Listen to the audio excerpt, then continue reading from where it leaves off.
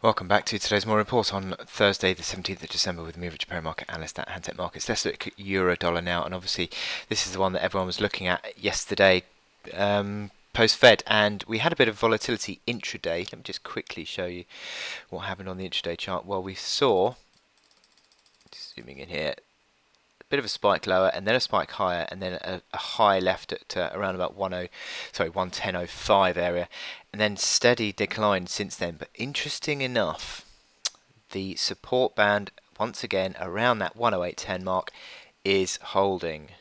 The reaction low 108.30. So seems to be so far that it still doesn't necessarily want to break to the downside. I'm still of the opinion that I think that the Fed decision is slightly more dovish and has a dollar weakening impact, or will have a dollar weakening impact, than the market is giving it credit for.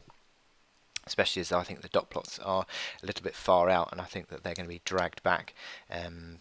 Anyway, but that's another matter. But euro dollar, there has been a strengthening, but I'm not entirely convinced it's going to complete to the downside in terms of that break. I think that support of 108.10 is a big near to medium term level.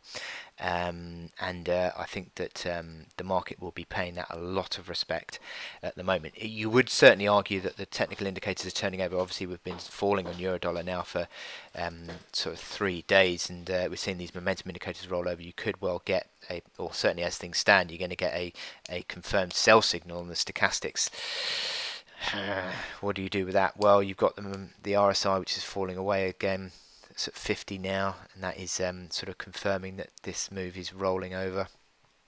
But again, I think that's going to put pressure on the 108.10 mark. I'm just not going to call that as a breakdown until it happens, because I still think that there is a lot of pivot around that level, and the market will be paying that a lot of due caution.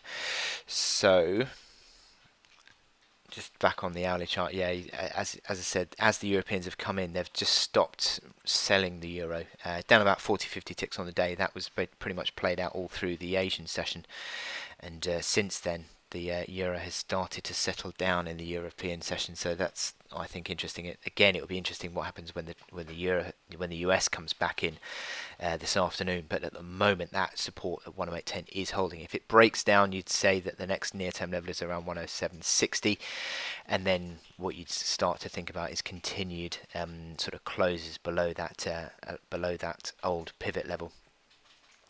May well see further downside, but at the moment that level is holding, and I'm not going to be calling that as a bearish break or a bearish move until that level breaks.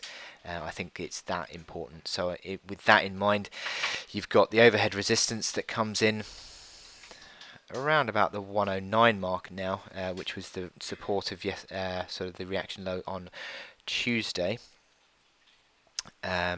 Just prior to the Fed, but that is obviously your overhead level now on this chart, and you could well see a little bit of selling pressure if you do see a bounce around that level. So it'll be interesting to see if the euro remains underneath that 109 mark. If it fails to reclaim that as a level, then we could start to see further pressure, as I said, back on 108.10. But it is obviously negative at the moment, but I think until that support gets breached, I'm not calling it a downside bearish break. So I wish you good luck in your trading, and I'll speak to you later. Thank you.